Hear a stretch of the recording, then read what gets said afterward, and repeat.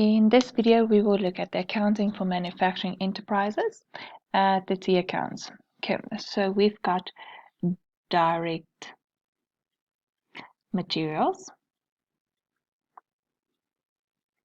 we've got direct labor, and we've got factory overhead.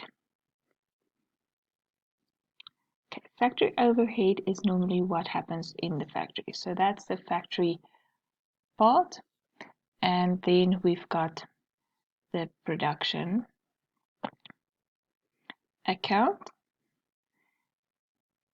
Some of you will know it as the work in progress account. So that means the work is still being done, it's not completed. This one will always have a balance because if you think about it, any manufacturing environment, that means that they produce things like a table. If December happens, they will close down for the holiday season, but then there will still be production left that is incomplete, and that's where it lies in this section, in the production account. So direct materials on the left hand side, we've got debit, right hand side credit,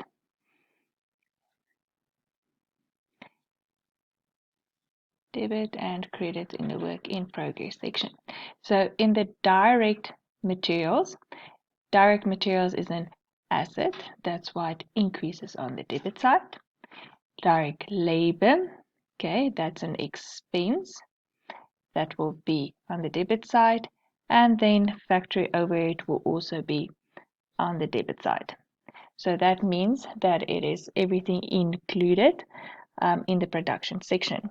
So this is when you buy materials, so it will be normally bank, CPJ, and the amount. Direct labor, you will have bank, CPJ, and the amount. You will have your factory overhead on the debit side. But now, when you work with your production account, you credit your direct materials with your production account, and then say for example this is 500 Rand, then it will be debited in your production account as direct materials as 500 Rand. Same with labor, you credit it with production account, and then you debit your production account with direct labor with the amount. Factory overhead, you credit with the production account, and then you debit your factory overhead on the debit side with that amount.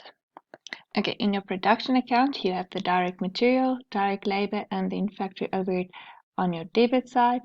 On your credit side, you'll have your finished goods. So the finished goods are the goods that are done, ready to be sold. So it will be credited in your production account. Then you will move it down to the debit side of finished goods. And then you will write in that, you will write your production account with the amount in there. Okay, in your finished goods general ledger account, you've got the production account on the debit side. Now you close it off to your cost of sales account, and then because it was credited, you will debit your finished goods in your general ledger in cost of sales with that amount.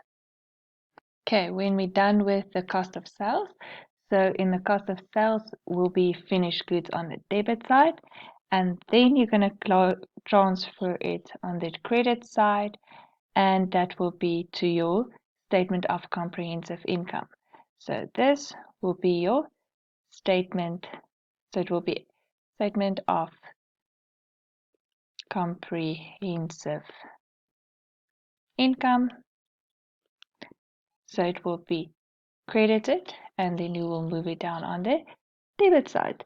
So you will have cost of sales with the amount that's going to be in your statement of comprehension income. So remember, for this, for every debit, there's a credit.